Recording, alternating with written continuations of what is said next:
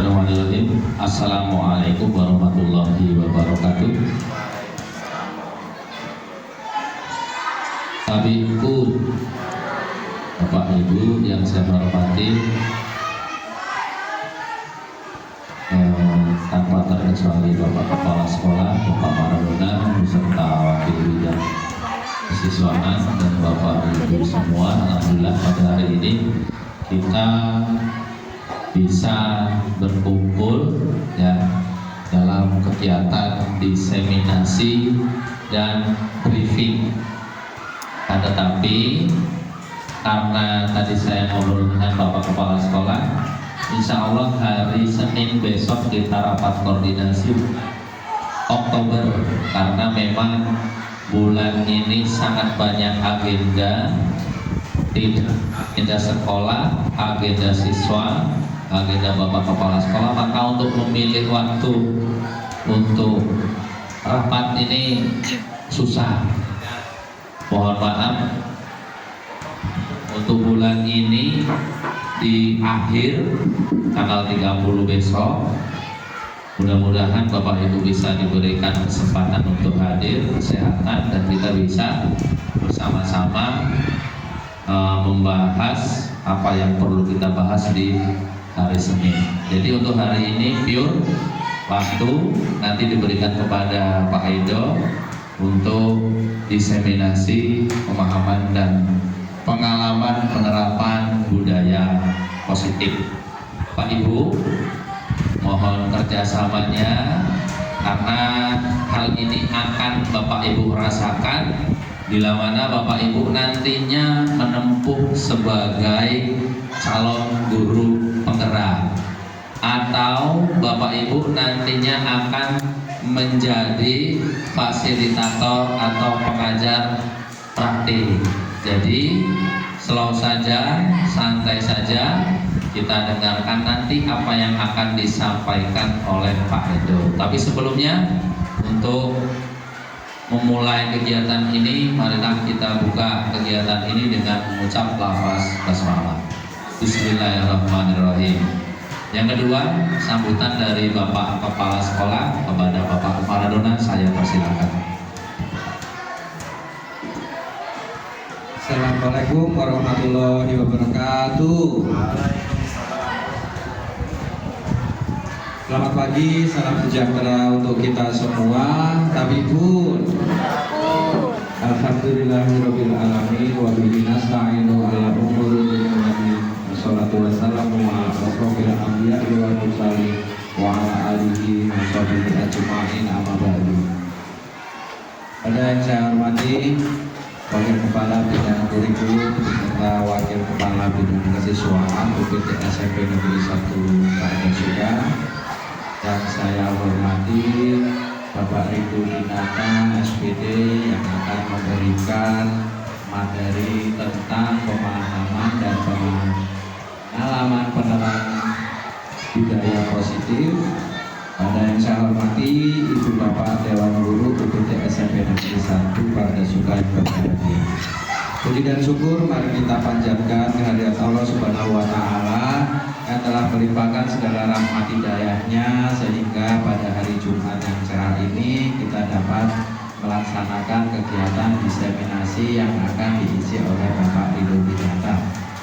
Salawat dan kirim salam tak lupa kita sambung mengingat Nabi kita Nabi Muhammad SAW, yang telah kita nantikan syafaatnya di hari kiamat. Allahumma amin.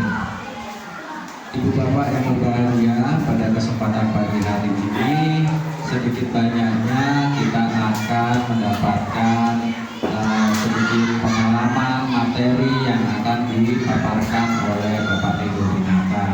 Yang pastinya dari suatu materi itu pasti ada suatu hal yang bermanfaat. Oleh karena itu diharapkan ibu bapak sekalian bisa mengikutinya kegiatan ini, praktik baik yang akan dilakukan oleh Bapak Ridho Dinata, yang tidak menutup kemungkinan nanti kita bisa sama-sama saling berbagi. Saling berbagi informasi, materi baik yang didapatkan dahulu atau bisa untuk berbagi pengalaman dari Pak Arif mungkin di dalam program guru penggerak yang didahului dari angkatan 4 Ibu Luna ini, Bapak Arif dan sekarang Bapak Ibu Dinata, dan kemudian nantinya semoga disusul oleh Ibu Bapak Dewan Guru sekalian, supaya kita bisa sedikit banyaknya mengupgrade keilmuan kita, ya tidaknya kita dalam profesi kita bisa untuk menyesuaikan dengan standar perkembangan yang kita jalani. Karena itu apakah nanti materi seperti apa bentuknya, seperti apa hal-hal yang akan dilaksanakan maupun yang akan direncanakan, mari kita simak secara seksama. Dikarenakan waktu hari Jumat yang tadinya ada sedikit briefing, akan tetapi karena keterbatasan waktu kita alokasikan saja, kita berikan saja yang akan kita rencanakan pada hari Senin besok. Mungkin itu yang bisa saya sampaikan dalam kata sambutan mengawali dari kegiatan diseminasi ini. Mari kita semangat, mari kita terus berusaha untuk menjadi yang lebih baik lagi dari waktu ke waktu. Terima kasih atas perhatiannya. Allahumma fiq ila akmali thoriq. Wassalamualaikum warahmatullahi wabarakatuh. Waalaikumsalam warahmatullahi wabarakatuh. Terima kasih sambutan dari Bapak Kepala Sekolah. Selanjutnya langsung saja kepada Ridho Dinata berkaitan dengan diseminasi pemahaman dan pengalaman penerapan budaya positif. Waktu dan tempat saya persilakan.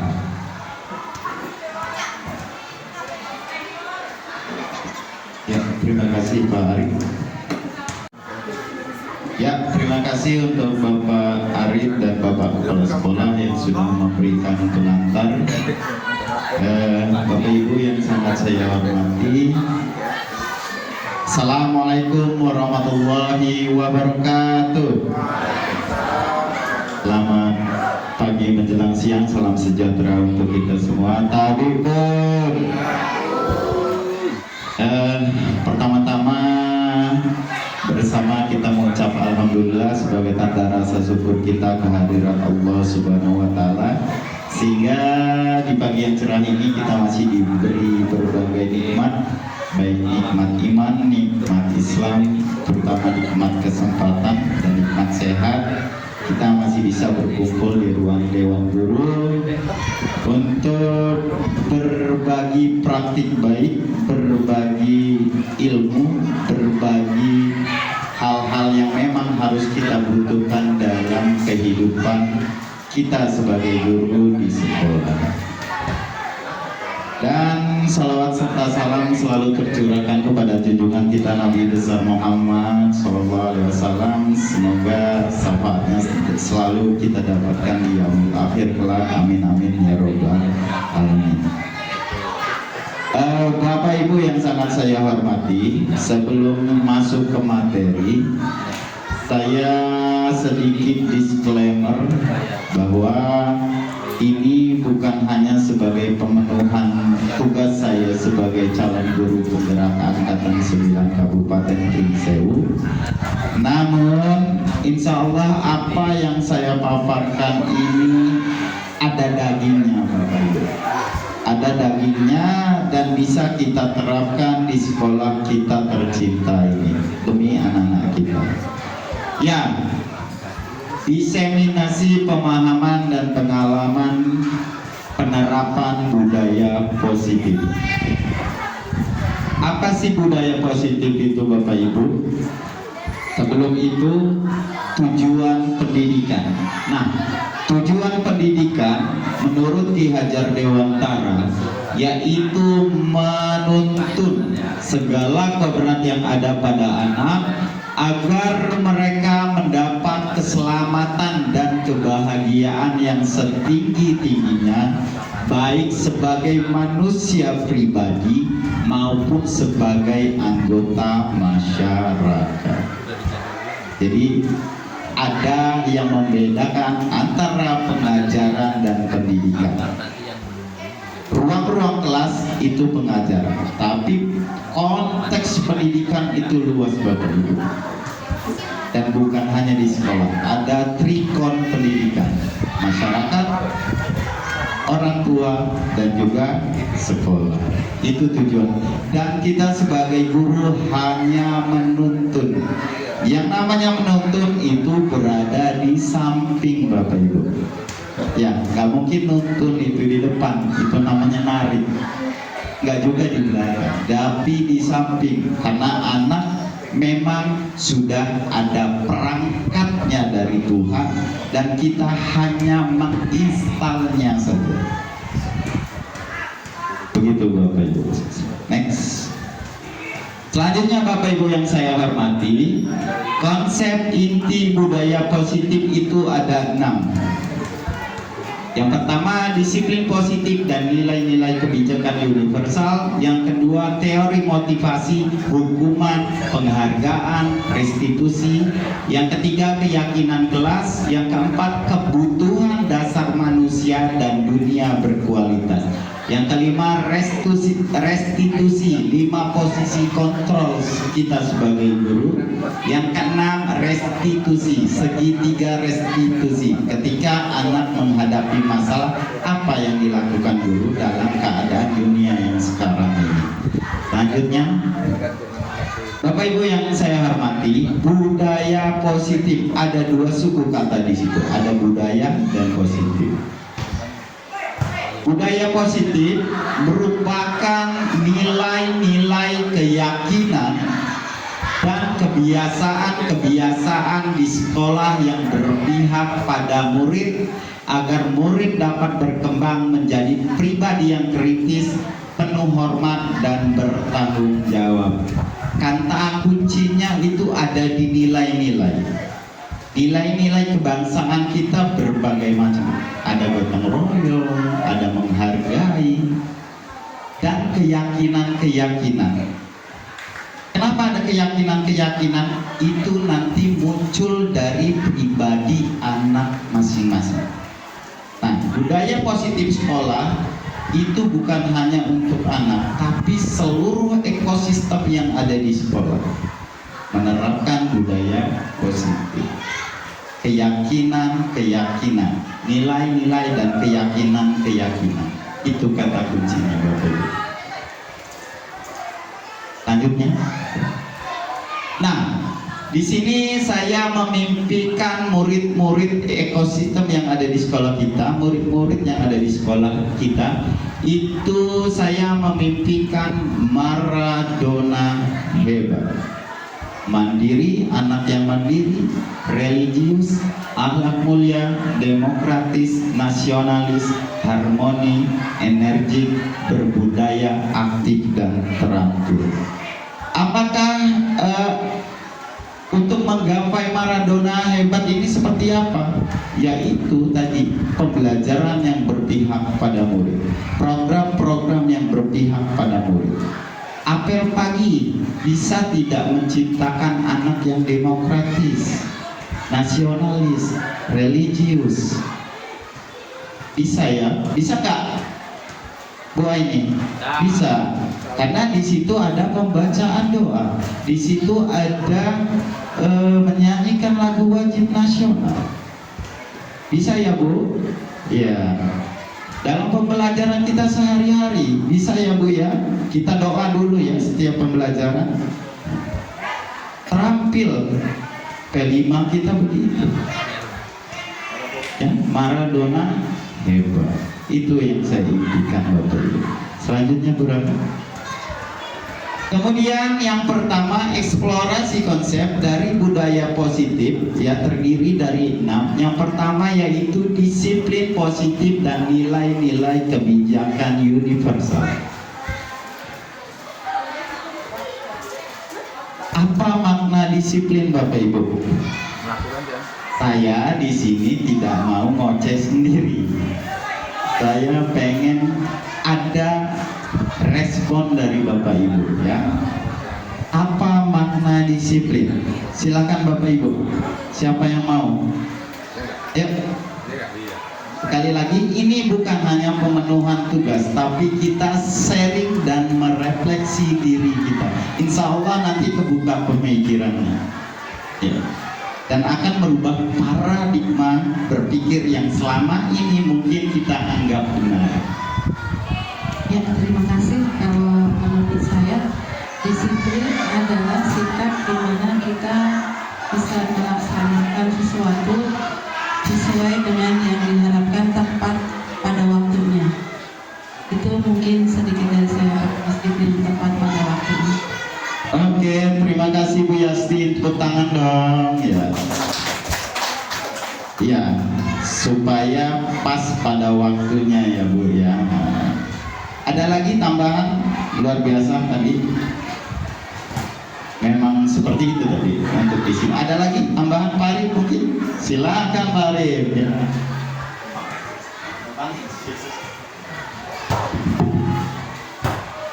Oke, kalau menurut saya apa makna disiplin? Disiplin itu universal, dari tepat waktu, kemudian dari integritas, kemudian dari apa ya, konsekuensi, bisa memenuhi atau mematuhi aturan yang sudah diterapkan, kemudian bisa melaksanakan, kemudian bisa konsisten. Jadi itu kalau menurut saya Pak Edo. Terima kasih. Terima kasih, tepuk tangan buat Pak Arif, luar biasa. Ada lagi yang muda? Enggak. Oke, next. Ini makna dari disiplin Bapak Ibu. Disiplin adalah kemampuan memerintah diri sendiri. Kemampuan memerintah diri sendiri dalam mengontrol dan menguasai diri untuk memilih tindakan yang mengacu pada nilai-nilai yang kita hargai dengan penuh tanggung jawab tanpa perintah dari orang lain. Benar kata Bu Yastin, benar kata Pak Arif. Keyakinan dan nilai-nilai kebijakan universalnya, memerintah diri sendiri. Contoh Bapak Ibu, kita sholat. Kalau kita diimpikan dengan adanya surga, kita sholat. Awalnya itu ya Pak Adab ya, bisa. Tapi berjalannya waktu, akhirnya itu otomatisasi menjadi sebuah kebutuhan, bukan lagi paksaan. Menjadi sebuah kebutuhan dan akhirnya menjadi tanggung jawab pribadi tanpa terperintah. Itu makna dari disiplin. Anda tidak bisa mengontrol orang lain, hanya Anda yang bisa mengontrol diri sendiri. Bapak kepala sekolah nggak bisa kontrol saya harus datang tepat waktu. Bapak nggak bisa. Tapi saya sadar dan sadar diri bahwa anak-anak saya butuh pendampingan ketika kehadiran kita di sekolah tepat waktu. Akhirnya muncul dari pribadi sendiri. Pak Arif nggak bisa mengontrol anak-anak kita harus berpakaian rapi semua. Yang kita ciptakan suasana bagaimana supaya mereka menjadi siswa yang berpakaian rapi. Nah, kita menumbuhkan anak-anak kita disiplin supaya mereka timbul dari diri sendiri. Awalnya iya, keterpaksaan pasti, tapi ujungnya makna disiplin ini Bapak Ibu. Nanti berproses, tentu ada proses, tidak mudah memang, dan perlu kolaborasi. Nah, inilah makna disiplin. Jadi muncul karena motivasi itu ada dua Bapak Ibu. Ada motivasi internal, ada motivasi eksternal, ada motivasi intrinsik, ada motivasi ekstrinsik. Yang mana yang baik? Ya itu tadi, muncul dari motivasi sendiri. Next. Nah, perubahan paradigma Coba kita bermain sedikit ya Bapak Ibu. Perubahan paradigma insya Allah nanti akan sedikit menambah pemahaman baru tentang kontrol diri dan makna dari disiplin. Yang pertama yaitu kegiatan kepala tangan. Bapak Ibu yang saya hormati, nanti saya bagikan kertas, sobekan kertas. Anda tuliskan ya. Anda tuliskan Bapak Ibu ya, nanti berpasangan ada A itu menggenggam ya, nanti ditulis di secari kertas, tuliskan hal-hal yang paling berharga di hidup Anda. Boleh suami, boleh istri, boleh barang kesukaan, peliharaan kesukaan, tuliskan saja. Kemudian genggam. Misalkan Bu Aini A, Bapak kepala sekolah B, selanjutnya AB, AB, AB, AB, dan AB, AB, AB. Jadi yang di depan A, yang di belakang B, misalnya dari sana. Kemudian teman Anda yang B mencoba, yang A menuliskan hal yang paling berharga dalam hidup Anda. Kemudian secari kertas itu genggam. Yang B merayu, membujuk, mengancam, menghardik. Tapi karena ini sebuah hal yang berharga, apa yang akan Ibu lakukan ketika menjadi seorang yang A? Kita coba ya Bapak Ibu ya. Boleh? Boleh tidak Bu? Boleh, oke. Bapak ayah. Oh enggak anak-anak. Ini enggak. Ibu A, Ibu B. Oh enggak ya. A, B. Tulis yang berharga A, Ibu B. A, B, Nanda B, Ibu A, Bu B. Bang, nih. Maaf Pak. A, Pak Imam B, A yang meninggal.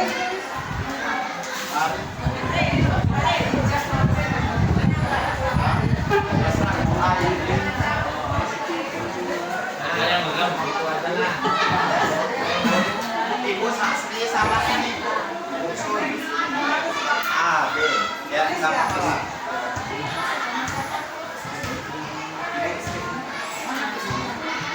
Ibu Sri berpasangan dengan Bu Sun ya, nggak apa-apa. Kalau memang ini ya sudah nggak apa-apa. Ayo silakan tuliskan menurut yang A, yang kebagian A, yang paling berharga Bu, yang nggak mungkin Ibu, yang paling berharga di dunia hidup. Yang A, iya. Yang paling berharga. Yang paling berharga di dunia ini menurut Bapak Ibu. Nah, bisa anak, bisa istri, hewan peliharaan, barang. Barang terserah, yang paling berharga. Terserah Ibu di dunia ini. Iya. Iya. Kemudian selanjutnya simulasinya setelah dituliskan, A menggenggam dengan keras harta yang paling berharga tadi, dan B berusaha membuka genggaman tersebut. Dirayu boleh, diancam boleh, dibujuk boleh, terserah. Berbagai cara. Ayo. Ayo. Ayo. Dirayu boleh, di mana? Dihardik, diancam, terserah. Ayo. Ayo. Ya, dirayu. Silakan.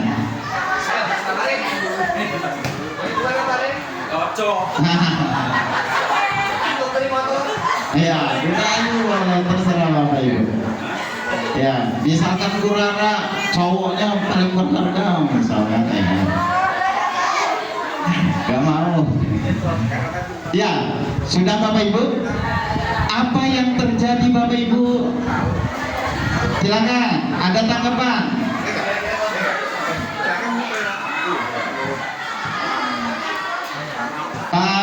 Pak Arif, Pak Kadapi sudah? Silakan tanggapannya apa Pak Kadapi sebagai B? Silakan. Sebagai B apa yang terjadi?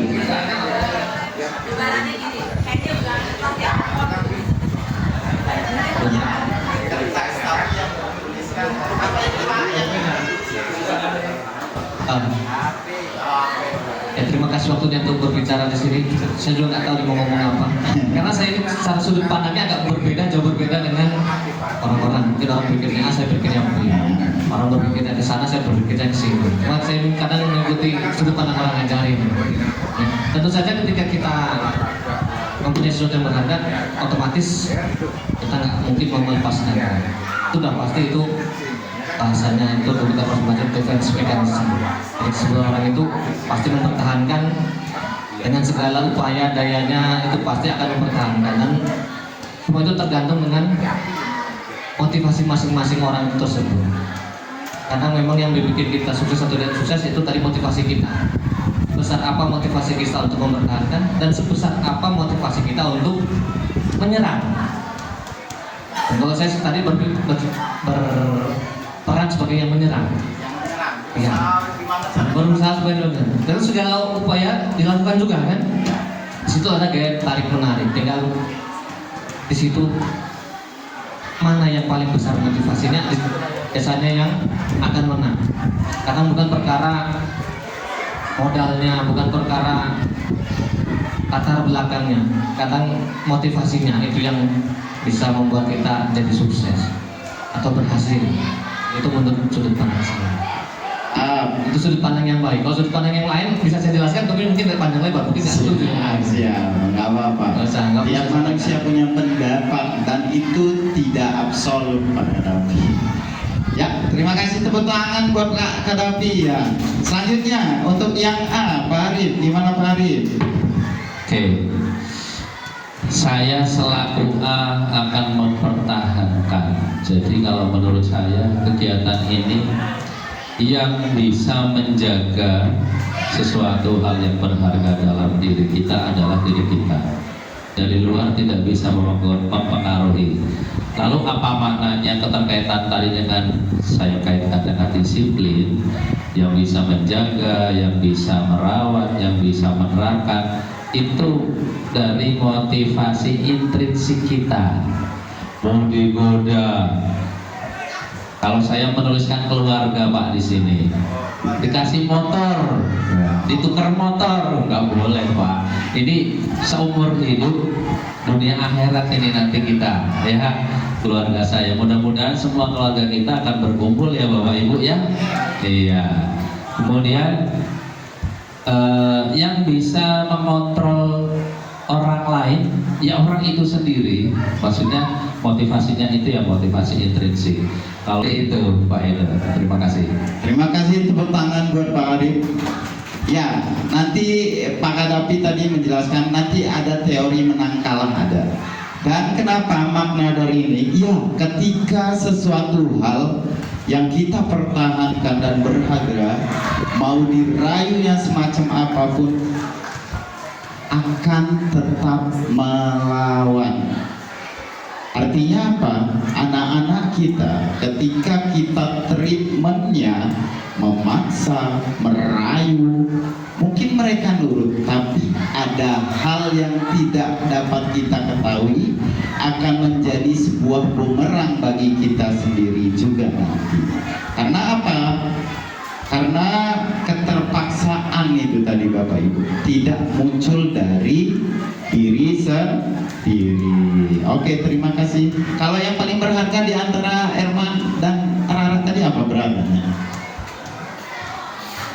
Anak, iya. Lanjut. Iya, nggak mau dilepas ya. Nah, dari simulasi tadi Bapak Ibu yang saya hormati, ada perubahan paradigma teori kontrol teori pilihan, ya. Teori ilusi, bahwa ada ilusi. Yang namanya ilusi itu tidak kenyataan. Remang-remang guru mengontrol murid itu ilusi, nggak bisa dikontrolkan tadi ya. Mau dirayu, mau dihardik, mau diancam dan sebagainya, itu hanya ilusi. Yang kedua, ilusi bahwa kritik membuat orang merasa bersalah dapat menguatkan karakter. Ya mungkin sesaat, tapi bakal ada hal-hal yang dipikirkan. Dia merasa bersalah, mungkin. Tapi ada di kemudian hari karakternya menjadi lemah. Udahlah, saya mah males lah, mau berbuat ini lagi misalnya. Yang ada bukan kritik ya, umpan balik mungkin. Kalau untuk si anak, karena tahapan perkembangan, kalau kita manusia ya oke-oke aja sebagai orang yang dewasa. Tapi anak ketika kita kritik, apakah mungkin karakternya akan menjadi kuat? Justru karakternya akan menjadi pemalu, pendiam. Tapi kalau kita umpan balik dengan treatment yang memang memanusiakan manusia, anak akan menjadi lebih berharga dan tidak merasa gagal, Bapak Ibu yang saya hormati. Ya, karena anak sedang masa pertumbuhan. Yang ketiga, ilusi bahwa semua penguatan positif efektif dan bermanfaat. Penguatan positif, contohnya tadi merayu, itu kan positif. Menghardik itu penguatan yang negatif.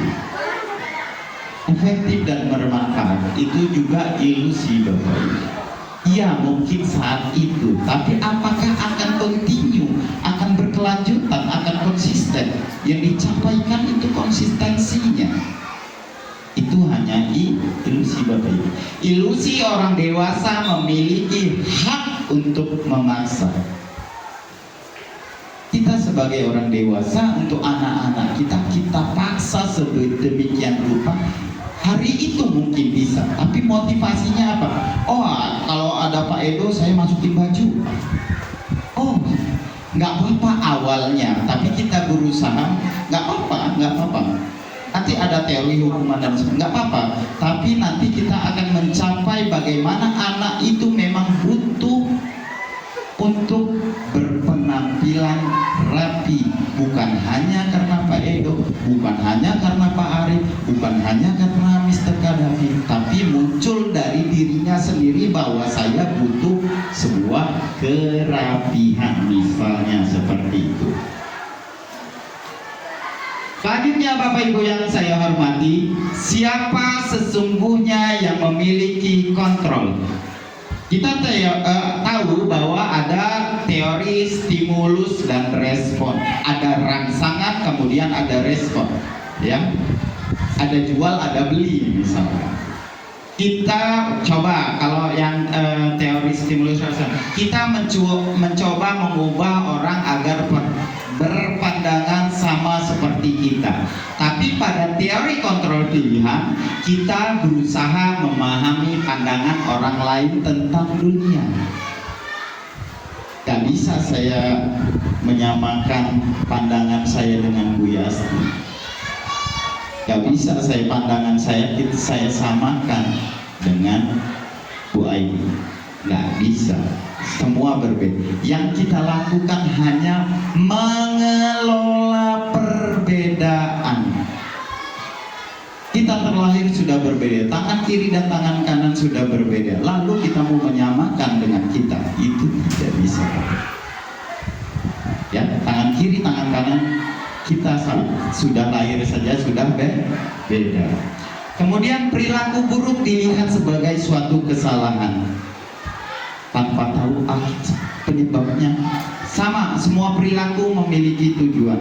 Ketika anak telat, kamu ini telat, tapi kita nggak tahu latar belakangnya anak itu telat kenapa, gitu kan?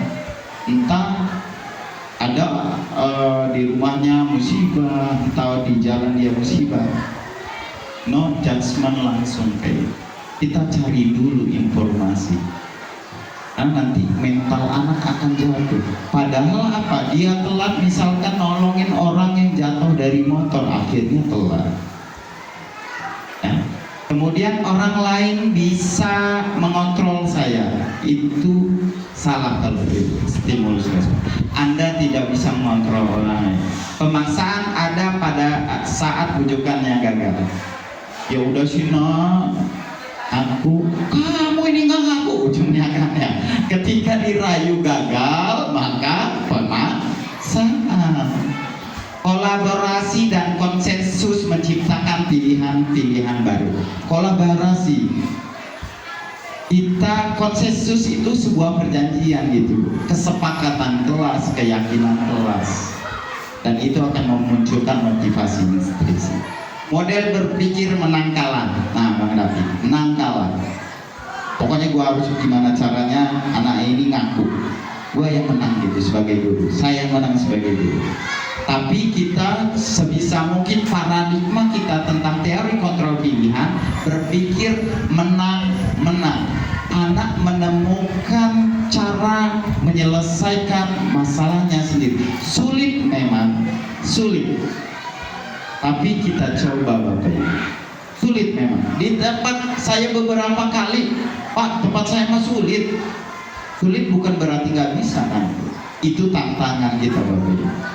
Bukan kesulitan ya, tantangan Bapak Ibu. Selanjutnya, Bapak Ibu yang saya hormati, disiplin positif ini luar biasa garis-garisnya terkenal yang menurut William Geiser. Anda tidak bisa mengontrol orang lain. Makna disiplin, kemampuan untuk mengontrol diri sendiri dengan nilai-nilai yang kita hargai dan tanggung jawab.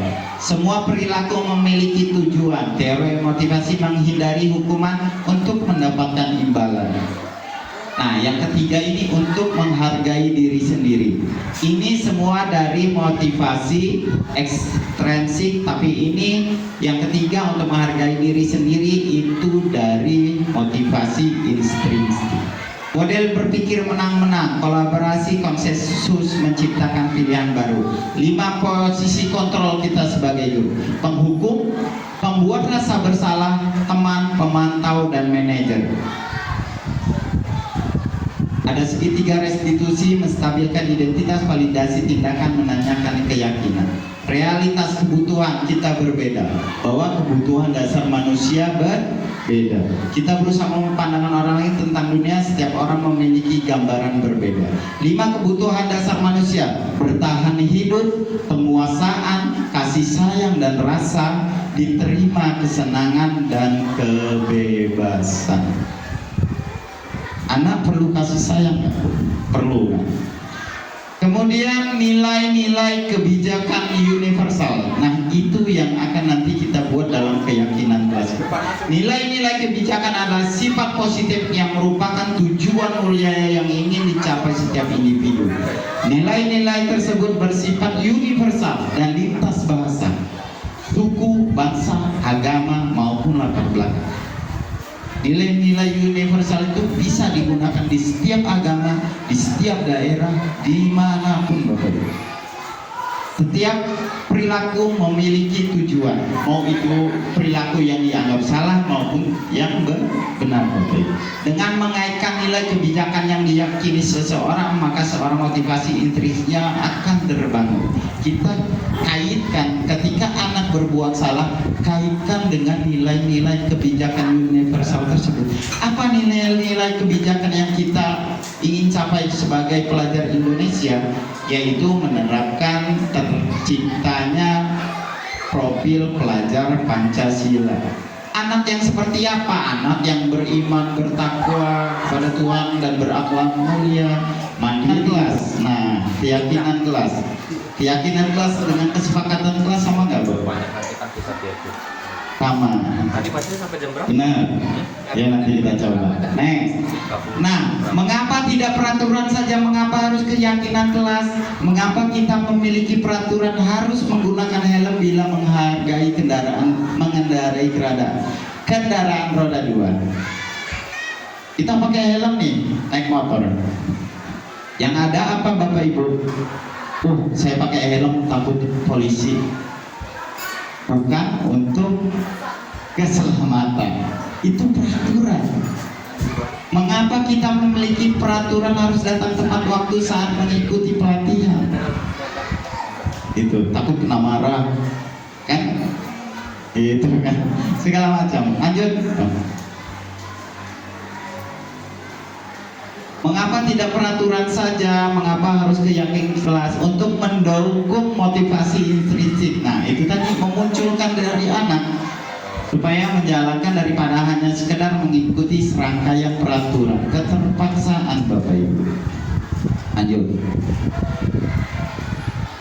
Pertama, ini ada diagram. Pertama itu peraturan kelas. Peraturan kelas itu dilarang buang sampah sembarangan, jangan bermain di dalam kelas dan sebagainya. Peraturan.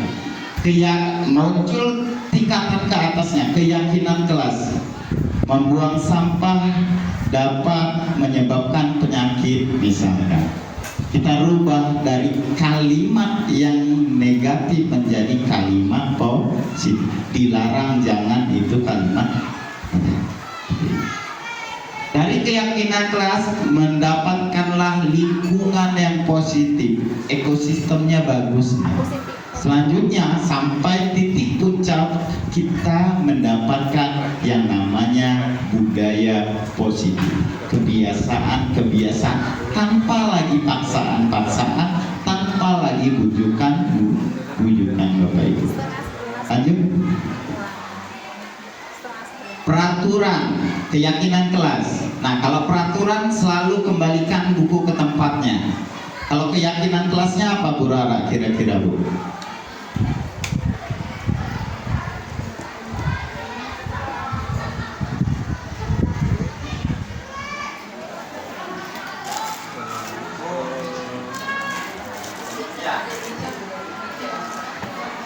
Oke, next. Ya, coba kita lihat ya. Kembalikan semua buku ke tempatnya. Keyakinan kelasnya apa? Tanggung jawab. Dilarang mengganggu orang lain. Dari peraturan sampai keyakinan kelas, menghormati orang lain. Hadir di sekolah 15 menit sebelum pembelajaran dimulai. Menghormati orang lain dan berkomitmen. Dilarang melakukan kekerasan. Keyakinan kelas yang kita buat apa? Yang kita sepakati apa? Apa nilai-nilai yang di dalam keyakinan kelas itu? Keselamatan, menghormati orang lain. Next. Nah, contoh kesepakatan kelas 8M. Keyakinan kelas. Nah, nanti saya rubah juga ini. Aksi nyata saya rubah. Ya, menghasilkan apa ini? Baca nggak sih itu? Mengenakan seragam sesuai dengan jadwal yang berlaku. Keyakinan itu. Kalau peraturan dilarang menggunakan pakaian yang tidak sesuai jadwal. Kalau dilarang, males saya. Ada keterpaksaan Bapak Ibu. Dari nggak apa-apa awalnya itu, tapi coba kita rubah sampai sesuai dengan keyakinan kelas. Ada nilai-nilai di dalamnya. Ada nggak kata-kata dilarang atau jangan di kesepakatan kelas saya Bapak Ibu? Ada ya. Lanjut. Contoh kebutuhan dasar manusia. Yang keempat ini Pak Imam, Pak Arif. Masih ada 2 lagi. Tenang aja. Cukup Bapak. Realita kebutuhan. Semua orang senantiasa berusaha untuk memenuhi kebutuhannya dengan berbagai cara. Bila mereka tidak bisa mendapatkan kebutuhan dengan cara yang positif, mereka bisa melanggar peraturan atau melakukan hal-hal yang tidak sesuai dengan nilai-nilai kebajikan. Jadi berusaha memenuhi kebutuhannya. Kebutuhannya tadi ada 5 Bapak Ibu. Kesenangan, rasa cinta dan kasih sayang, kebebasan, penguasaan, dan bertahan hidup. Ketika 5 itu tidak, maka dia akan melakukan hal yang negatif yang tidak sesuai dengan nilai-nilai kebajikan. Selanjutnya, kebutuhan dasar manusia. Yang pertama, kasih sayang dan rasa diterima. Anak-anak kita butuh kasih sayang, Bu. Anak-anak kita butuh pengakuan dan diterima. Anak-anak kita pengen menguasai sesuatu. Saya pengen bisa main bola, Bapak Ibu. Pengen menguasai sesuatu. Kemudian selanjutnya kesenangan. Anak-anak itu pengen fun, pengen senang, belajarnya nyaman, senang. ketawa ketiwi gitu ya. Benar nggak sih Bu? Ya, ya kan? Kenapa sih penjas disenangin anak-anak? Karena bermain Bapak Ibu. Suasana belajarnya bermain gitu. Bertahan hidup ya itu tadi, makan, sandang, pangan, papan. Selanjutnya kebebasan, freedom, bebas. Makanya terkadang kalau saya ngasih tugas itu tidak hanya satu, terserah yang suka bikin video, yang langsung mau pengambilan nilai di lapangan silakan. Itu kebebasan sesuai dengan ekspresinya anak-anak. Selanjutnya Bu Rana, 5 posisi kontrol guru. Ada penghukum, ada pembuat rasa bersalah, ada guru sebagai teman, ada guru sebagai pemantau, ada guru yang paling puncak sebagai manajer. Contoh, ketika guru sebagai penghukum, guru berbuat menghardik, menunjuk-nunjuk, menyakiti, menyindir. Itu guru sebagai penghukum. Pikir, pernah nggak kita selama ini? Kemudian berbuat ya, guru berkata. Nah, kalau guru sebagai penghukum, kalau kamu tidak melakukan, awas ya, rasakan. Siapa itu? Ayo. Hasilnya anak memberontak Bapak Ibu, menyalahkan orang lain, berbohong. Ya, menyalahkan orang lain dan berbohong. Bapak itulah halus lah, pasti. Ya. Pernah nggak di memberontak anaknya? Pernah nggak dipelototin anaknya? Kira-kira kan gitu. Hasilnya kaitan dengan dunia berkualitas. Ketika guru sebagai penghukum, murid meletakkan guru di luar dunia berkualitas. Murid berkata, biarkan saja, nanti juga marah-marah lagi gitu kan. Udahlah bodoh lah gitu kan. Benar nggak Bu? Realita ini loh Bu. Benar kan? Dampak pada murid mengulangi kesalahan kalau kita sebagai penghukum. Benar nggak? Kemudian guru pembuat rasa bersalah. Guru berbuat untuk menghindari hukumnya. Guru berbuat, berceramah dan mengatakan seharusnya kamu gini loh nak. Wih, ibu kecewa loh sama kamu. Kamu ini baik. Itu. Kemudian guru berkata, kamu seharusnya sudah tahu, ibu capek bener loh mengatakannya, ibu stres. Itu iya, akhirnya anak menjadi merasa bersalah. Ibu capek loh, jauh-jauh ini dari Cimanuk ini, kira-kira gitu. Kemudian hasilnya menyembunyikan, menyangkal, berbohong. Kaitan dengan dunia berkualitas, murid meletakkan guru di dalam dunia berkualitas. Murid berkata, maafkan saya. Dampak pada murid merasa rendah diri, merasa gagal Bapak Ibu, minder jadinya. Hal itu juga tidak baik. Kemudian identitas berhasil, sukses, kontrol dari luar. Nah ini kontrol dari luar ya. Guru sebagai teman. Guru berbuat, membuat alasan-alasan untuk muridnya. Guru berkata, buat alasan kan. Guru berkata, ayolah lakukan demi ibu, tolong dulu demi ibu ini, gitu kan. Bukan untuk anaknya, demi ibu. Tolong Cina, nanti bapak dimarahin kepala sekolah. Ayo dong masuk. Terjadi nggak sama kita Bapak Ibu?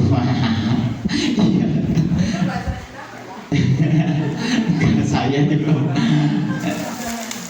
Masa kamu tidak mau ingat? Kamu tidak ibu bantu.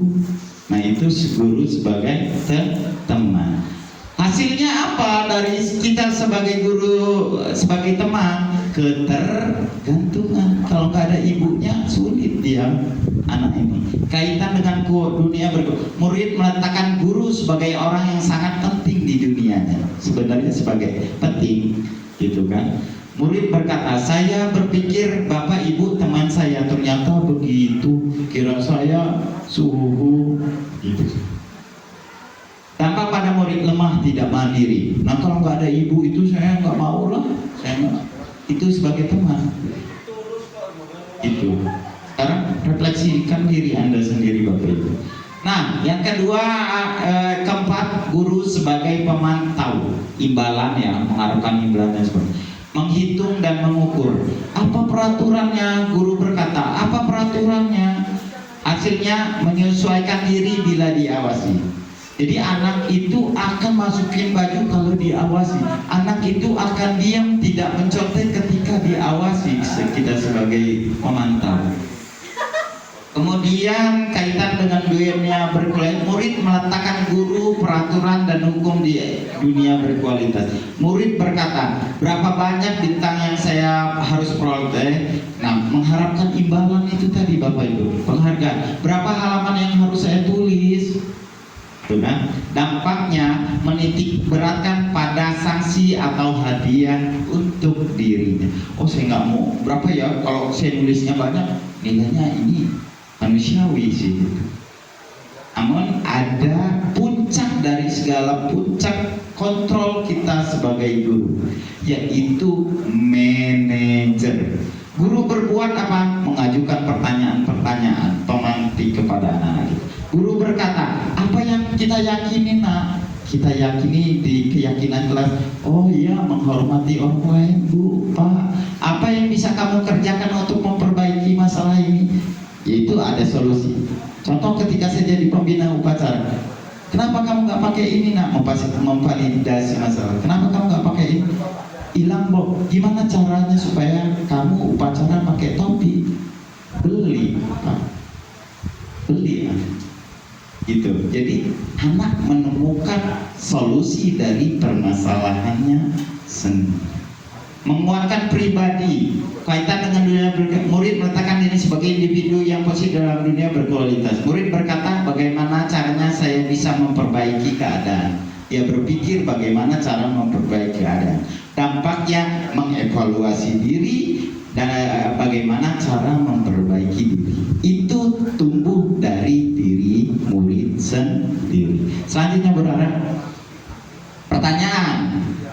Saya kecewa sekali dengan kamu. Untuk kolom 1 Bu. Itu siapa yang mengatakan? Guru sebagai pemantau atau Guru sebagai pembuat rasa bersalah? Oke. Ibu, nomor 2 kamu tidak pernah benar melakukannya. Oke, Ibu Yastin. Yang ketiga, ayo lakukan demi ibu. Itu sebagai apa? Teman.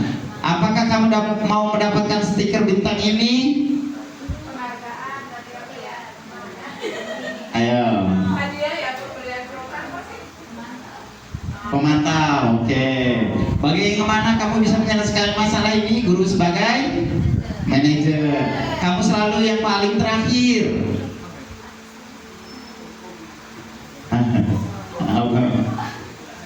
Ya, ini kalau pas rapat sebenarnya daging semua sih isinya sebenarnya. Next, ini dia jawabannya. Pembuat merasa bersalah. Kamu kalau ibu kecewa, benar merasa bersalah kan dia. Nah, kamu tidak pernah melakukan. Kamu ini nggak pernah bawa pulpen. Pemukul. Kak, ayolah lakukan demi ibu. Gak enak bapak kepala sekolah kalau kamu orang berisik. Teman, apa kamu dapat pemantau?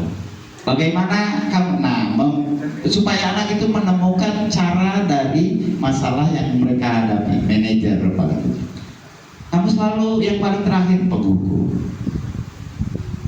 Oke, selanjutnya merefleksi diri sekarang. Next, ya bergerak ada peraturan konsekuensi. Next lah. Restitusi. Nah, restitusi itu apa sih? Familiar kan? Pak Arif juga pernah lah mungkin.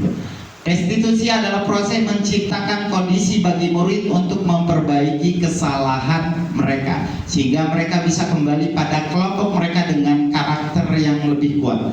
Restitusi merupakan proses kolaboratif yang mengajarkan murid untuk mencari solusi dan masalah mereka. Itu Bapak Ibu. Jadi restitusi itu menciptakan, memperbaiki kesalahan mereka untuk mendapatkan karakter yang lebih kuat tanpa merasa gagal. Karena setiap tindakan ada tujuan, Bapak Ibu. Jadi kalau dia merasa gagal, tapi kalau dia merasa kembali ke dalam kelompoknya sebagai orang yang sukses setelah melakukan kesalahan, itu namanya restitusi. Bisa dipahami ya Bapak Ibu ya? Cocok belum jadi istri. Next. Ciri-ciri restitusi ada 9 Bapak Ibu. Yang pertama, bukan menebus kesalahan, tapi belajar dari kesalahan. Memperbaiki hubungan. Kalau berantem ya memperbaiki hubungan dengan yang berantem. Tawaran, bukan paksaan. Ada pilihan-pilihan, bukan memaksakan salah satu cara. Yang keempat, restitusi menuntun untuk melihat ke dalam dirinya, nilai-nilai yang dia yakini tadi. Restitusi mencari kebutuhan dasar yang mendasari tindakan. Kebutuhan dasarnya tadi ada 5 Bapak Ibu. Senangan, penugasan, dan penguasaan dan sebagainya. Nah, restitusi diri adalah cara yang paling baik. Motivasi intrinsik. Restitusi fokus pada karakter, bukan tindakan. Bukan perkara tindakannya, tapi karakter yang dibangun. Restitusi fokus pada solusi, bukan menghakimi siapa yang salah, tapi solusi dari akar permasalahan yang telah dilakukan. Restitusi mengembalikan murid yang berbuat salah pada kelompoknya. Jadi dia tidak minder, tidak dikucilkan. Selanjutnya Bu, perbedaan hukuman dan konsekuensi. Nah, mencatat 100 kali dalam buku kalimat, saya tidak akan terlambat lagi, saya tidak akan terlambat lagi, saya tidak akan terlambat lagi 100 kali karena terlambat sekolah. Hukuman atau konsekuensi? Hukuman. Oke, 1 ya kunci. Lari mengelilingi lapangan basket 2 kali karena terlambat hadir di sekolah. Bu Sri, hukuman. Murid diminta untuk push-up 15 kali karena tidak menggunakan masker ke sekolah ketika pandemi. Hukuman, benar ya? Awas nih. Menggantikan kertas tugas teman yang dicoret-coret. Konsekuensi. Membersihkan tumpahan air di meja tulis karena tersenggol pada saat belajar.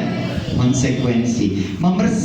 Murid disuruh mengenakan sepatu seharian karena tidak menggunakan sepatu hitam. Murid disuruh untuk mengenakan sepatu seharian. Tidak harus. Salah. Typo. Ini begadang bikin. Kemudian lari mengelilingi lapangan basket 2 kali karena terlambat 10 menit untuk pelajaran PJOK. Konsekuensi. Kita cek. Next. Ya. Siapa yang jawab benar? Siapa yang jawab salah? Apa sih bedanya konsekuensi dengan hukuman ya Pak?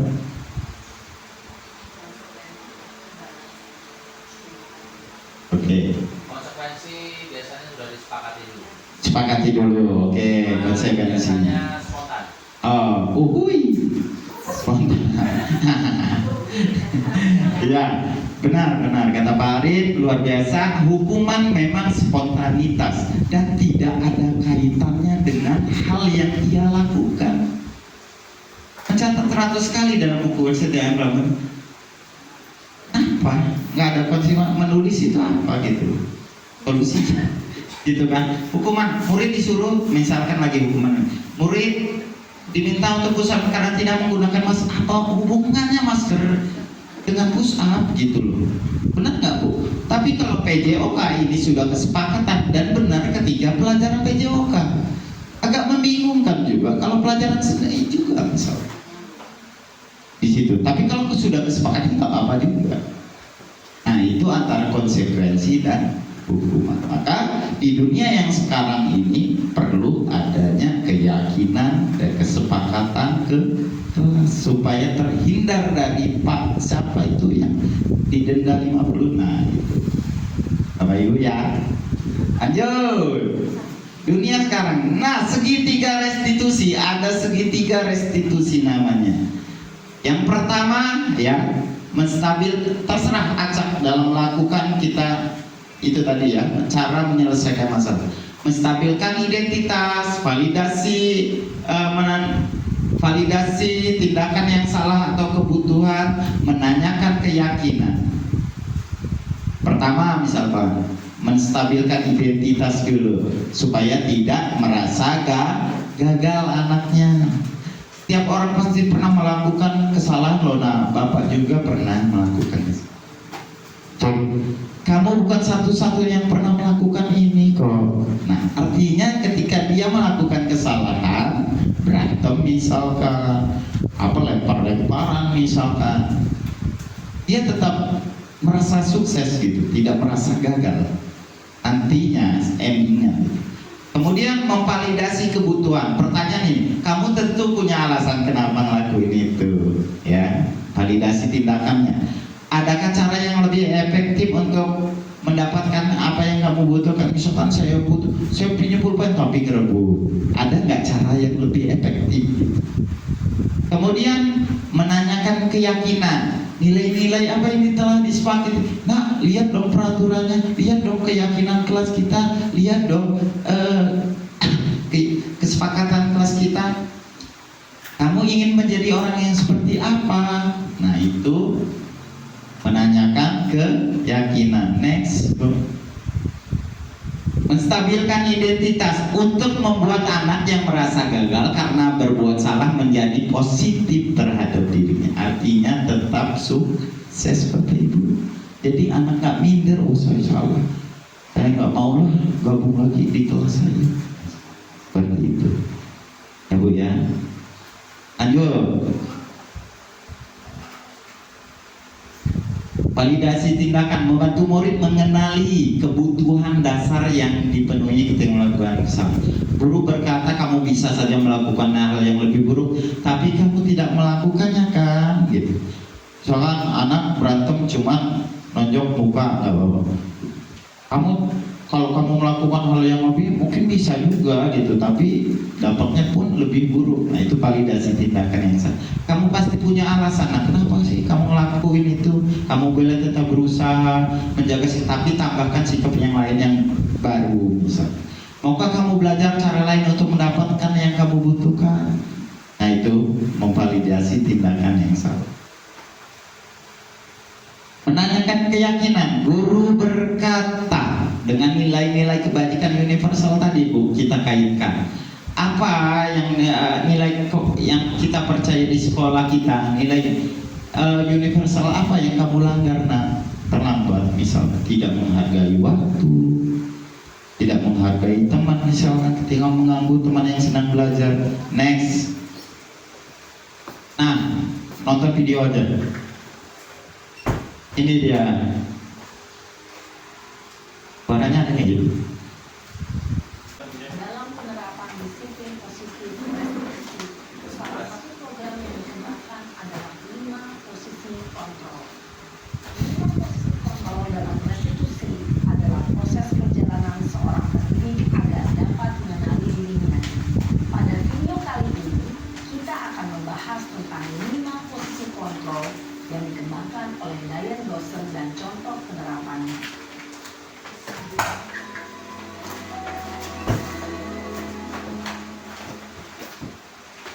Lima posisi kontrol itu adalah 1. Posisi penghukum, 2. Posisi membuat rasa bersalah, 3. Posisi teman, 4. Posisi pemantau atau monitor, dan 5. Posisi manajer.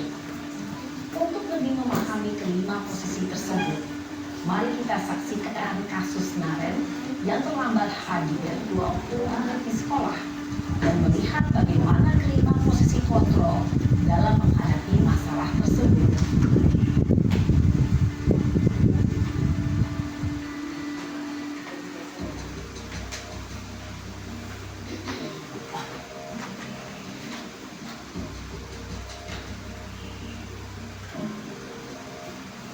Naren! Sini!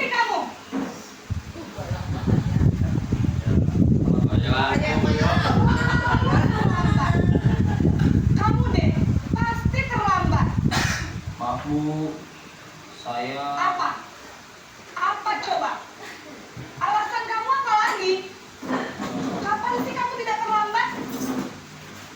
Malas sekali ya kamu jadi anak. Saya... Dasar pemalas. Gak kapok-kapok sih kamu. Sudah berapa kali terlambat? Sana, kamu keliling lapangan basket 2 kali. Kenapa saya harus ke lapangan basket, Bu? Kenapa? Kamu mau lawan ibu? Berani-beraninya jawab. Sudah terlambat, masih berani jawab pula. Sekarang, keliling lapangan basket 5 kali sekalian. Biar kapok. Cepat. Pergi sana ke lapangan basket. Posisi peran itu biasanya berbicara dengan nada tinggi, menghardik, menunjuk-nunjuk, menyakiti, dan menyindir. Hukuman bisa berupa fisik maupun psikis. Ibu dan bapak guru hebat. Dampak yang terjadi pada murid ketika guru berada pada posisi penghukum adalah murid cenderung akan memberontak, bahkan menyimpan dendam.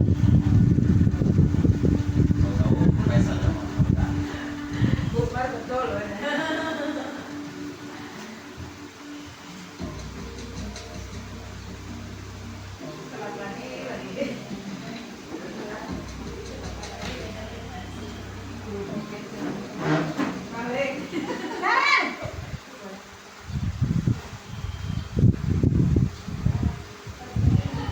Selamat pagi, Bu. Naren. Kamu kenapa terlambat lagi, nak? Ya Tuhan, Naren. Kamu senang ya bikin ibu susah ya? Kalau kamu terlambat lagi, nanti ibu yang ditegur bapak kepala sekolah, nak. Jadi sangka ibu tidak bisa membina kamu. Duh, gimana ini? Maaf, Bu. Duh, Gusti Naren. Kamu suka ya kalau ibu ditegur bapak kepala sekolah? Terus, sekarang ibu harus tulis apa ini di buku absen? Ini kamu sudah sering terlambat loh. Ibu harus apa coba? Maaf, Bu. Maaf sekali. Ya sudah, lain kali jangan bikin ibu susah lagi ya nak ya. Ibu tidak akan kuat lagi kalau kamu begini terus. Bisa jantungan kalau ibu ditegur bapak kepala sekolah. Sana cepat kelas. Maaf ya, Bu. Maaf sekali.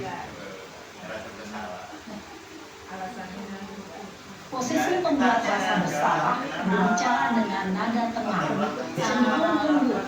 Namun kata-kata yang diutarakan membuat murid merasa menjadi orang yang gagal, memandang buruk dirinya sendiri, merasa tidak berharga, dan tidak sanggup membahagiakan orang lain. Ketika guru mengambil posisi pembuat rasa bersalah, murid akan menganggap dirinya yang bersalah dan ia akan menyimpan emosi negatif tersebut di dalam dirinya.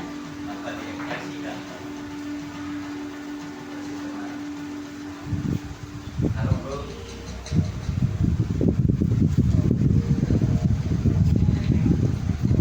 Kalau kita ikuti sungguh-sungguh materi sepenuhnya. Naren! Nggak perlu yang pemahaman baru. Ada di Selamat pagi, Bu. Wah, sudah jam berapa ini nak? Terlambat lagi ya sayang. Iya, Bu. Habis. Iya, ya. Ibu saya membangunkan saya, Bu. Kamu malah menyalahkan ibu kamu. Kamu bukannya anak yang larinya paling kencang. Kok terlambat sih? Iya, Bu.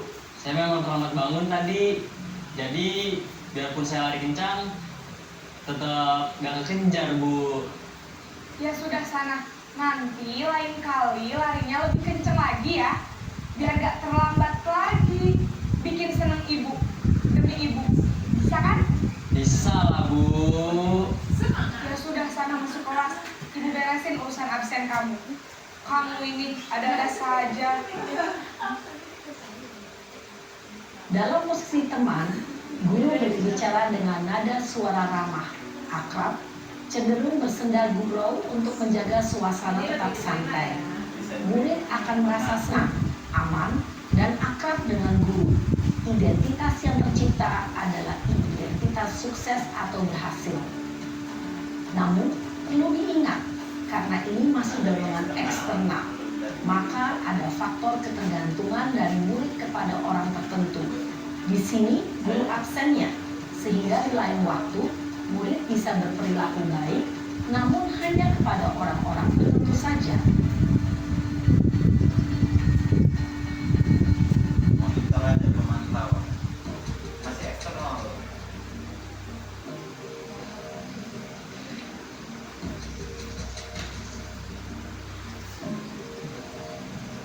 Naren,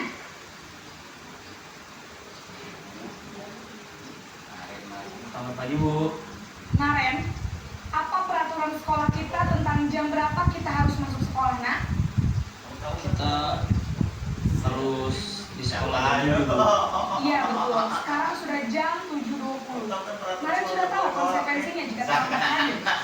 Paham Bu. Saya harus tinggal kelas pas jam istirahat selama 20 menit.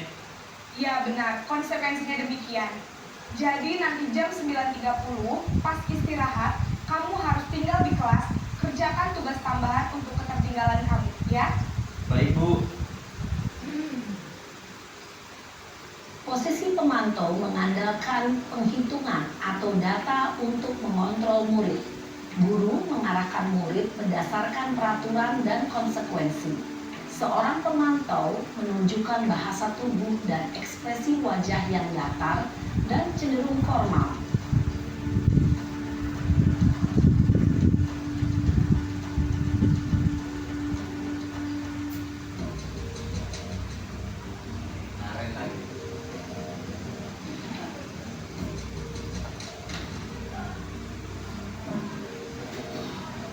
Naren!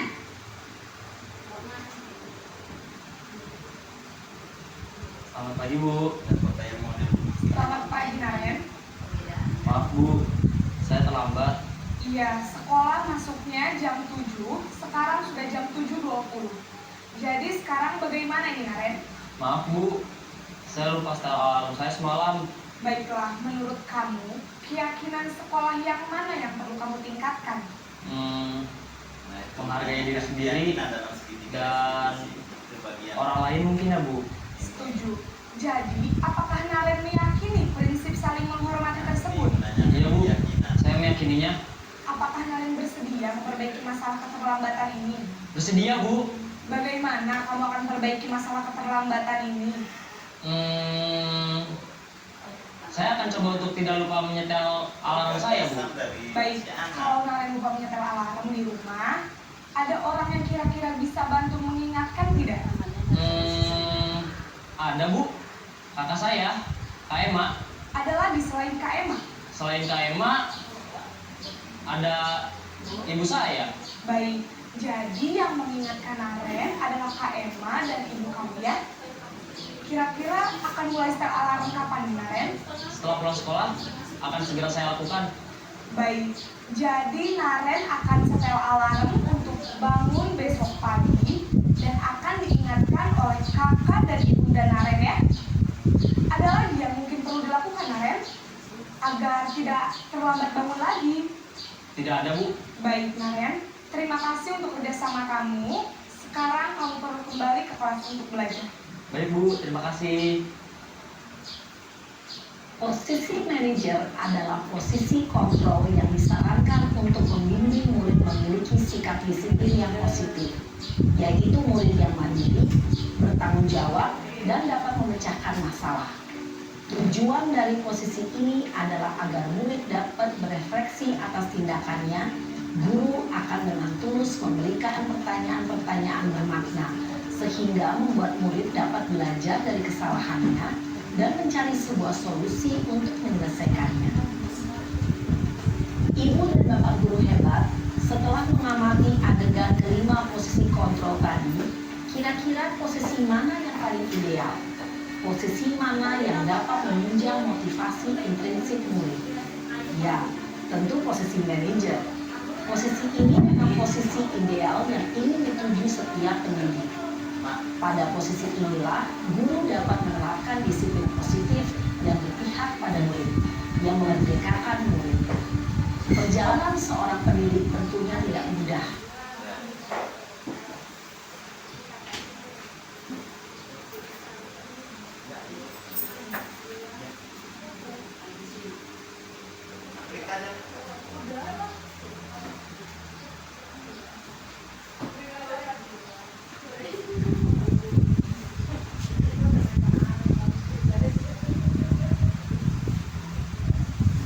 Untuk sampai pada posisi seorang manajer. Namun tujuan kita pasti, yaitu menciptakan murid-murid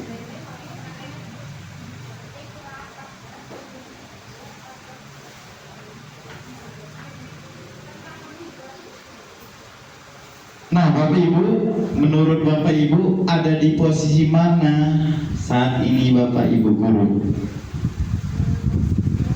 Teman, memantau, manajer, teman, tarik, manajer, teman, gua ini, manajer, teman, Buman, teman ya, teman itu, iya. Lanjutnya Bapak Ibu, refleksi dan umpan balik. Baru apa? Irma dulu Pak. Terakhir ini. Ya, refleksi dan umpan balik dari apa kegiatan yang kita lakukan. Yang pertama, pertanyaan hal baru apa yang mengubah paradigma saya, Bu Irma, yang saya dapatkan.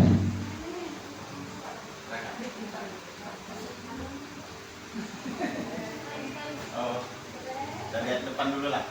Bagian dulu. Ayo Bu.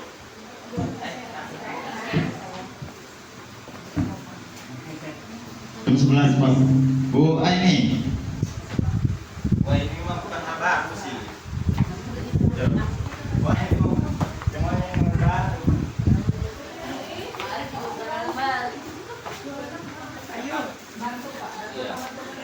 Oke, hal baru yang mengubah paradigma saya yang saya dapatkan yang pertama terkait dengan kedisiplinan. Ternyata yang bisa melakukan, yang bisa memotivasi, yang paling baik adalah dari dalam diri kita sendiri atau dari dalam diri siswa kita sendiri. Sehingga berkaitan dengan perlakuan kita guru terhadap murid, alangkah baiknya jika kita menjadi sosok manajer bagi sang murid, sehingga murid akan bisa menemukan kesalahannya sendiri dan memperbaiki dengan caranya sendiri, dan mudah-mudahan hal itu lebih manusiawi, menghargai murid, murid merasa dihargai. Secara langsung anak itu akan bisa memanfaatkan potensi dirinya dalam menangani masalah yang ia hadapi tanpa paksaan karena hukuman, tanpa embel-embel semangat karena hadiah dan sebagainya. Kemudian segitiga restitusi menurut saya adalah langkah yang sangat bijak, yang sangat bagus untuk kita terapkan kepada murid kita saat ini. Karena semakin kita pecut, ya semakin kita cambuk anak didik kita, maka larinya semakin kencang. Tapi dengan kita berupaya memahami dengan sentuhan, insya Allah anak murid kita gak akan lari ketika lihat kita. Tapi kalau kita biasa marah, udah lihat pun takutnya bukan takut karena kesalahan mereka sendiri, mungkin takut karena orangnya. Yang kedua, perasaan yang muncul selama mengikuti sesi ini, alhamdulillah sangat bahagia. Meskipun tidak hanya sekali saya dapatkan di sini, berkali-kali bagi diri saya untuk upgrade, ya mungkin yang lama sudah lupa jadi ingat kembali, bisa nanti di refresh kembali gitu kan, update lagi bahasa komputernya.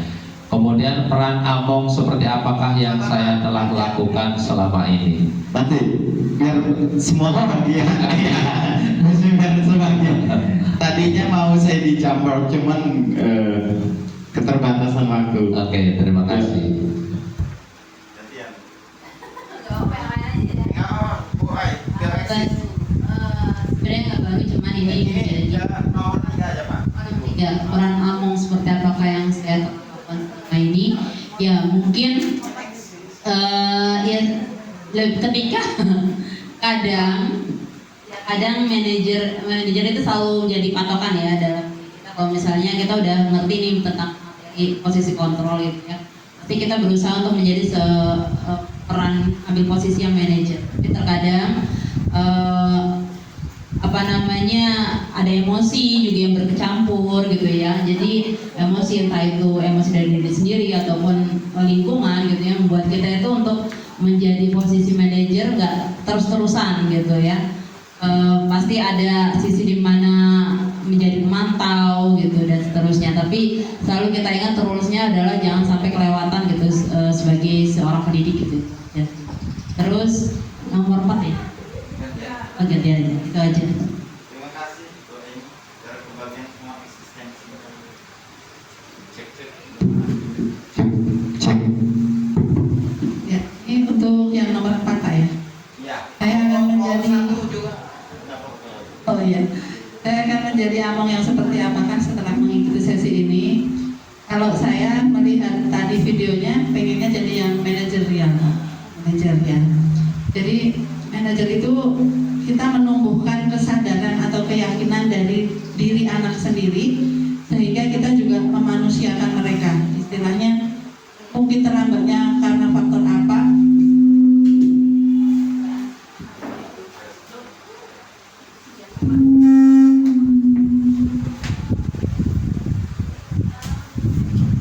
Ya, jadi di situ ada istilahnya kita fokus pada siswa, pada manajer. Di situ kita fokus pada siswa. Jadi alasan apa dari anak itu yang harus kita gali. Kemudian kalau ini mencari solusi sesuai kemampuan mereka dan dikaitkan dengan keyakinan yang sudah ada di sekolah itu.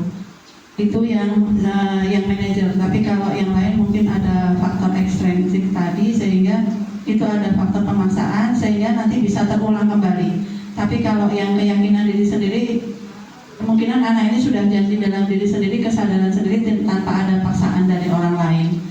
Jadi mungkin itu kedepannya perlu kita sosialisasikan. Ini bagus sekali.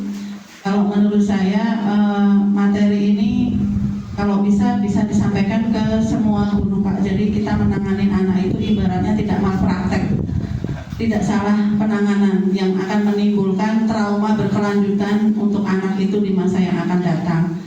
Dan biar ilmu kita juga berkah Pak untuk pengalaman anak-anak kita. Itu mungkin dari saya. Lanjut ke belakang. Bu Erma, nomor 5, pendapat saya tentang isi materi dan cara penyampaiannya. Coba. Ya coba. Menurut saya tentang isi materi yang disampaikan oleh Pak Eko cukup bagus dan membuat pendengarnya jadi lebih tahu tentang bagaimana caranya. Oke, Terima kasih. Bu Kintan, saran sebagai pemateri, sarannya. Saran saya untuk pemateri adalah mungkin guru-guru harus semuanya kumpul mungkin ya, agar mereka ya paham seperti biasa tadi. Terlalu buat Bang Edo sudah cukup bagus dan menarik. Terima kasih, tepuk tangan untuk kita semua. Sekali lagi terima kasih atas perhatiannya. Memang targetnya pas rapat bulanan, namun pengumpulan tugas saya harus saya kumpulkan hari Senin besok Bu. Di LMS-nya ada batas waktunya. Dan ini saja kendala, namanya video penguploadan perlu lama, editingnya lama. Jadi kalau hari Senin itu juga khawatirnya malah terkendala jaringan dan sebagainya. Memang saya minta waktu dengan Pak Ari, bisanya hari Jumat katanya. Ya sudah, nggak apa-apa.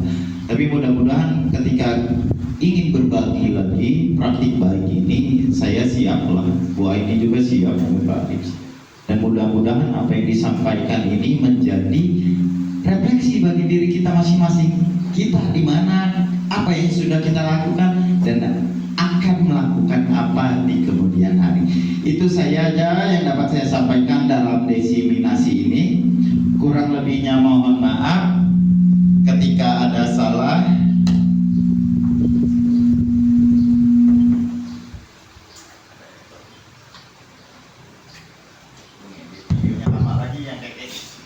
Oke, terima kasih atas waktunya. Apa yang saya sampaikan mudah-mudahan menginspirasi dan menjadi bekal kita di kemudian hari. Dan secara pribadi saya mohon maaf apabila ada salah tingkah laku yang kurang berkenan dari awal sampai akhir, karena kesalahan itu memang munculnya dari saya sebagai manusia, karena kesempurnaan hanya milik Allah Subhanahu wa Ta'ala. Saya akhiri, usikum wa nafsi bittaqwallah, fastabiqul khairat. Wassalamualaikum warahmatullahi wabarakatuh.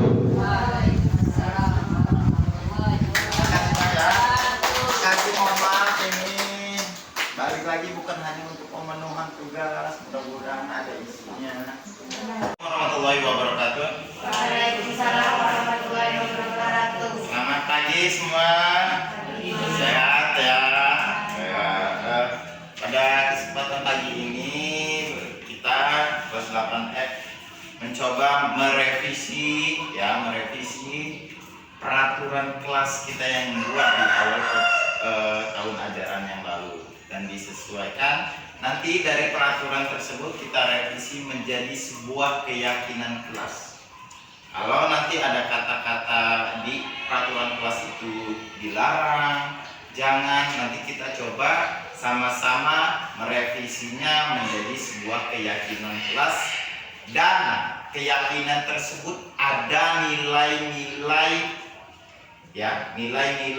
universal yang sesuai dengan visi misi Bapak sebagai guru, visi misi sekolah juga ya, apa saja nilai-nilainya tersebut. Nanti dituliskan ya Nak ya di sini ya. Oke, pada peraturan kelas yang lalu yaitu yang pertama, ada yang masih ingat? Ada yang masih ingat? Enggak ada? Oh, yang pertama itu dilarang menggunakan pakaian yang tidak sesuai jadwalnya. Misalkan hari Senin menggunakan pakaian putih biru, kalian pakai pramuka, ya. Harusnya seperti apa? Coba, ayo dituliskan. Maunya seperti apa? Ya. Tuliskan ya di sini ya. Stop dulu Nak. Karena ini kita mau olahraga juga ya Nak ya. Ini udah siap-siap mau pada salin semua. Yuk yang sudah tolong maju tempelkan tentang peraturan dan keyakinan kelas yang harus direvisi. Silakan tempelkan. Ya, satu. Oke, selanjutnya yang sudah silakan. Yang sudah Nak. Nah. Yuk. Tempelkan. Ya. Selanjutnya yang sudah. Disalin ya Nak ya.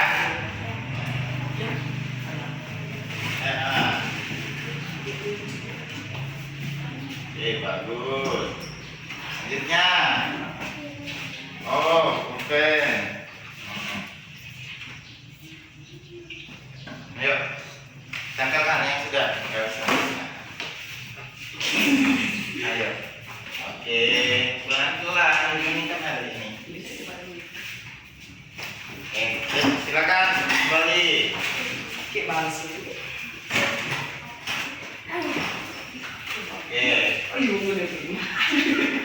Kembali kamu ini harusnya begini nah. Oh, apa ini ya. Ya. Ya.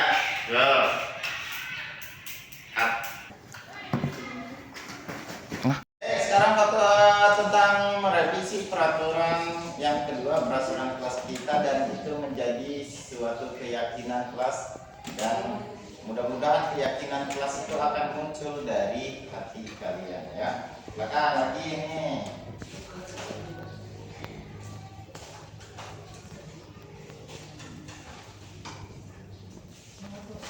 Ya, kalau kemarin dilarang berkata kasar misalkan, harusnya menjadi sebuah keyakinan kelas apa nak? Apa menggunakan kata-kata yang lembut ya ketika berbicara, baik dengan, ayo, dengan apa? Dengan guru, terus dengan teman. Pokoknya setiap yang ketemu harus berkata lemah lembut. Oke, silakan tuangkan, terserah mau apa aja. Tulis.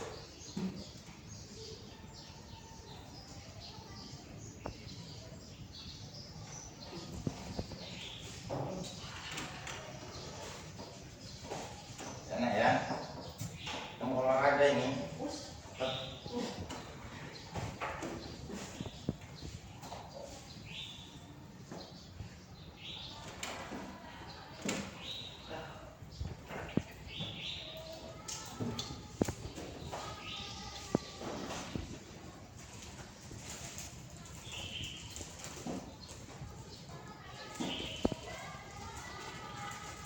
Yuk, yang sudah silakan tempelkan.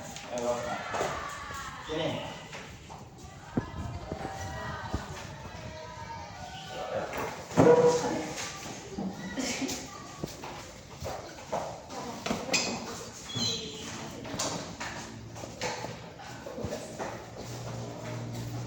Tapi tidak mengatakan omongan yang jorok. Ya, pastikan ya.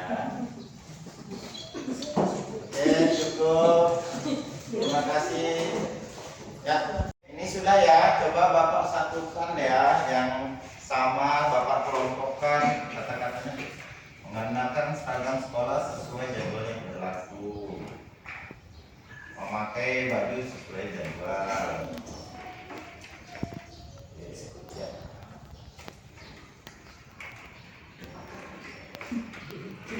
Ini tidak mengatakan omongan yang jorok, membersihkan kelas sesuai jadwal yang telah disepakati, harus dengan guru yang sopan, menjaga pekan baik dengan guru maupun teman.